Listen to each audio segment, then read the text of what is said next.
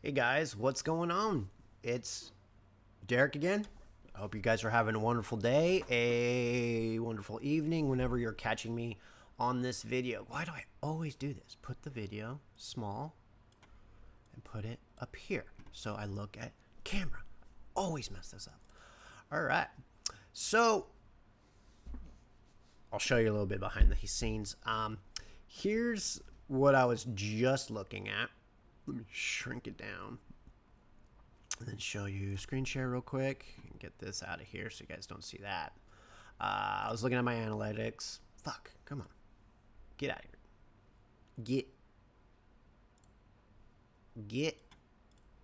Get. All right. So here's my ChatGPT. So very quickly, I was just asking for quick reference solutions. And I just kind of asked for like 20-ish ideas from my core brand. And so this topic right here stood out to me.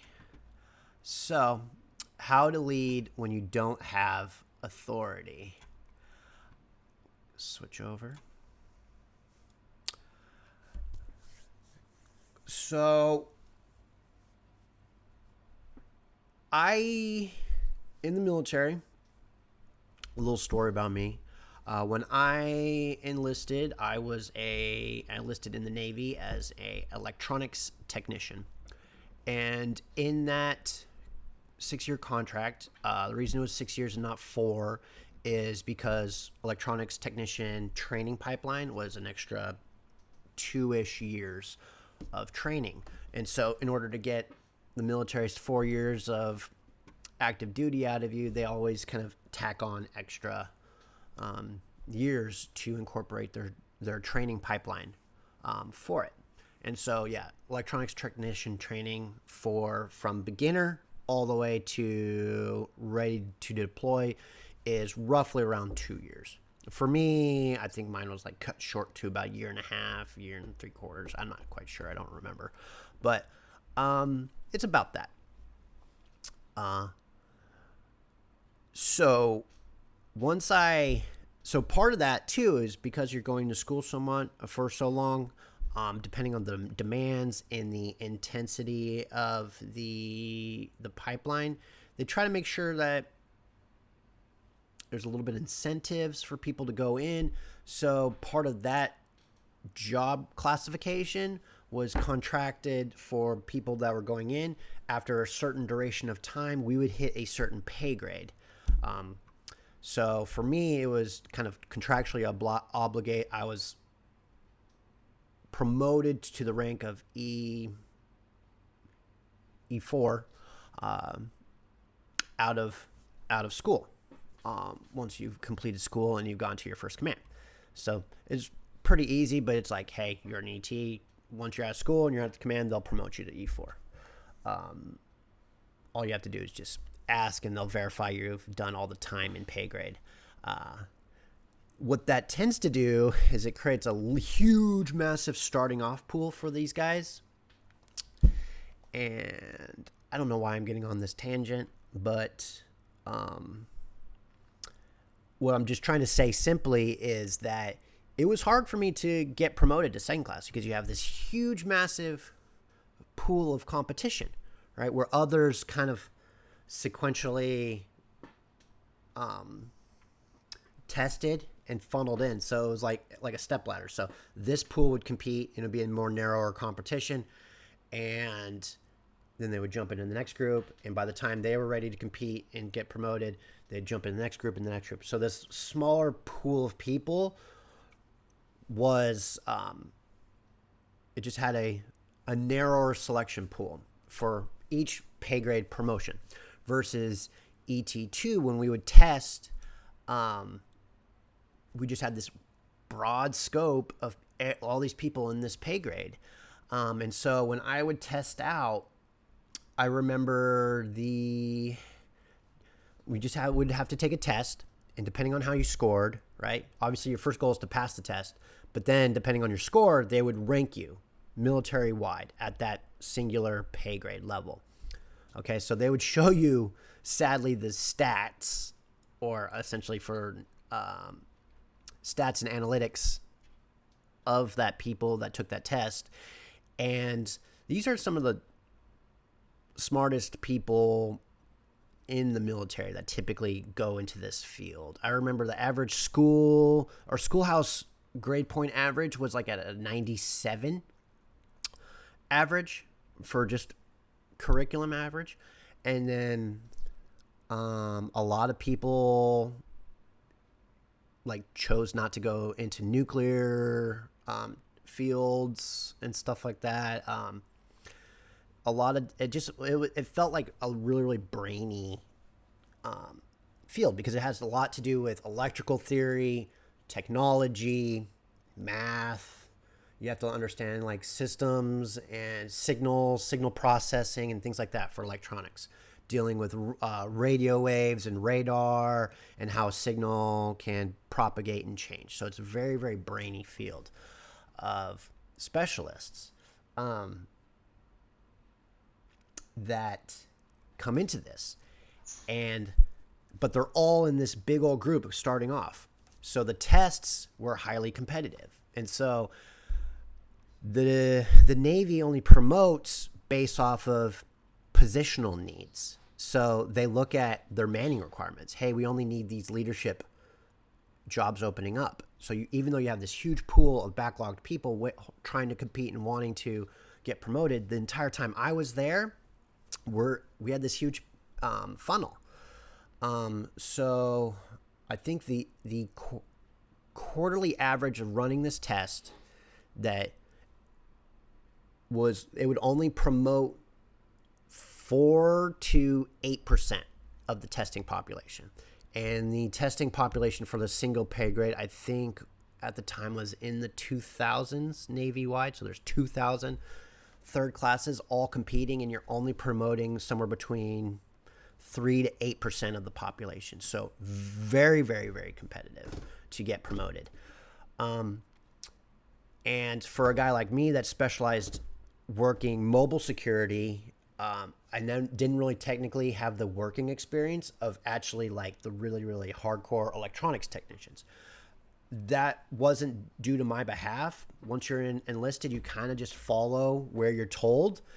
And so I got deployed into an odd specialty, and I gravitated towards it. I really started liking it, but it branched me away from my initial skill set of what I was initially trained for. So it became very, very day-to-day hard for me to test and compete. My testing and everything got worse and worse and worse. This is just me making excuses of it, but I thrived in the more combat environment, and I let my testing grades fluctuate. And so for me, in my career in the military, I never got promoted outside of an E4. Never. I was recommended several times for promotion to E5, but that had to do, like, if you didn't test, the commands would say, okay, this guy's ready for it. So I got offered in the pool of recommended promotions several times, which was nice. I'm very happy if I had that leadership that saw that I was struggling, but I had the skill set and the expertise. And what I'm trying to get at is in a bind. The military is very hard on what we call the chain of command. We have this decision making hierarchy called the chain of command, right? And so you take every single pay grade. So from the basic sailor all the way up to admirals, right? And every single rank and grade. For Army people, this is privates through the sergeant levels to master sergeants to all the different officers. So there's a lot of different grades to slice the ranking authority. So the military operates on this top-down hierarchical command structure where operational commands and missions come from the president and then work its way down to the basic sailor or private. And so we lead in that structure. So my supervisors were E5s and E1s, okay? And so my commanding authority over me was always those people, and you would get squashed if you tried to bypass it at all, depending on the person. So in a world where you have this hard and rigid hierarchical structure, how do you lead when you don't have authority? And it's kind of interesting. So even in a world where we're very, very hard on following the chain of command, if someone doesn't if you are questioning someone's command authority and they have a pay grade over you, you're wrong in the military's mindset. If like when you really, really get down to it. Now, people and human beings, we will flex it a little bit. And luckily for me, I always tried to gravitate around people that were willing to flex a little bit. And that was the key insight that I found, is due to if you look at someone's kind of social temperament and figure out how they commingle in a team, you can figure out where people are more socially inclined to pad the rules a little bit. And so for me in my career, I just tried to work hard. I followed a couple key moral principles. I was as honest as I can. I would show up on time, work my ass off all day, every day, and would just never say no to anything. And then just operate on good moral character, like looking after people and making sure if people have a problem, help to resolve that and be the person that offers solutions and don't be the problem solver. And so those things together, if you work it very, very rigidly like I did, again, like showing up to work on time every single day, working hours on end, not complaining, and just pushing very, very hard you can work for days in the military. Like there are times when I've had to put in 72-hour days. And I know mathematically there's not enough hours in the day. So technically I was working multiple days. But from sleep cycle in my brain, you get delusional, and I've worked 72-hour days tirelessly before. And so if you push yourself to that point and you're around people that, like I said, if you're honest and work hard, people will start trusting you with things. And so there are ways to build trust when you aren't given authority. Yes, I was an E4, but there was my work ethic bypassed that. And my morals and my moral character bypassed that. And so given enough time and giving people enough examples of your moral character and your work ethic essentially allowed me over time the opportunities to lead and bypass the hard authoritative systems and protocols. What do I mean by this? About 3-4-ish years, no, after about 2.5 years of me being in the military, I was in Bahrain. I was at a command called Coastal Riverine Group 2. And I started off as a basic kind of watchstander gunner, and then eventually got qualified in things, and people saw that I was pretty smart. So they started giving me micro kind of supervisor tasks. They're like, hey, here's this maintenance system.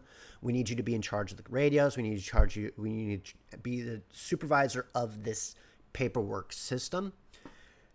And then I got thrown that authority. Do that long enough, then you get another qualification, and people are like, okay, you can do that. Let's see if you can do this little bit, and then this little bit.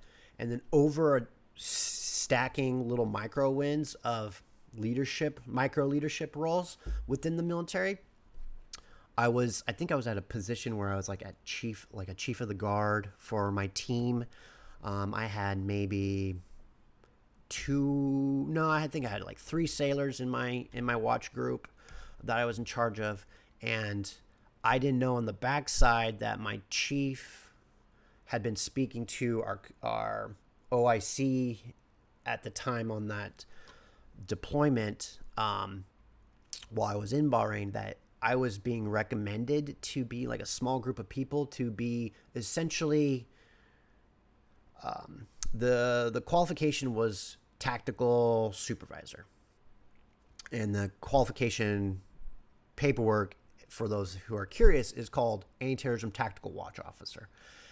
And for me, being an E4 at our current standard, our command in our directive only held that position for people to at least two pay grades above me, E6s to E7s. Those were the primary operators, but there were other officers and stuff and people that held that position as well.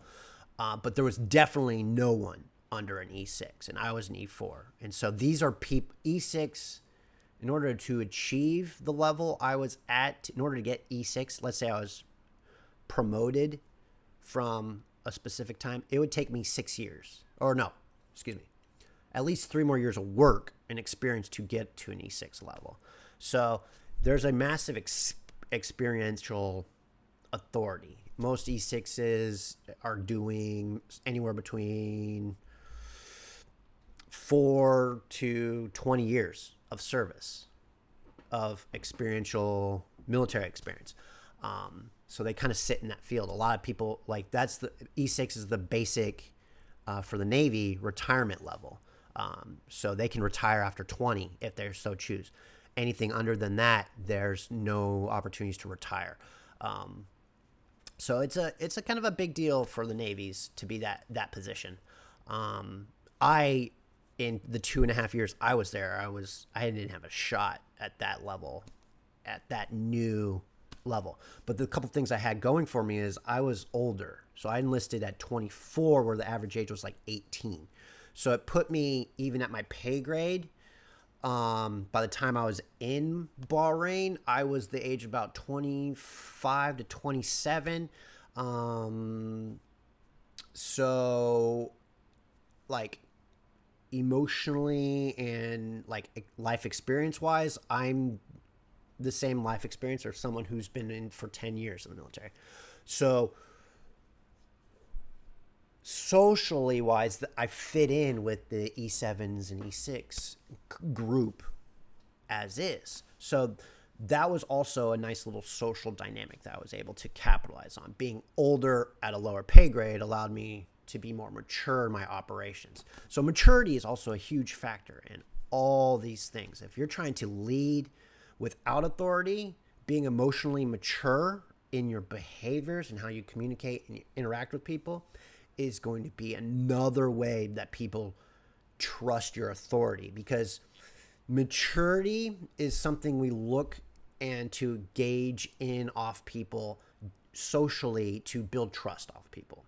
Obviously, so like honestly is the first pinnacle, but after some time, we tend to not like immature behavior when it tries to be like team-based dynamics, especially when it comes to combat authority. Like if you're trying to make combat decisions, and lives are at stake, typically this is like we human beings just squash out immature social behavior. You might do that behind the scenes and interact with your people a little bit like that, but when it really comes down to it, we don't really tolerate immaturity. So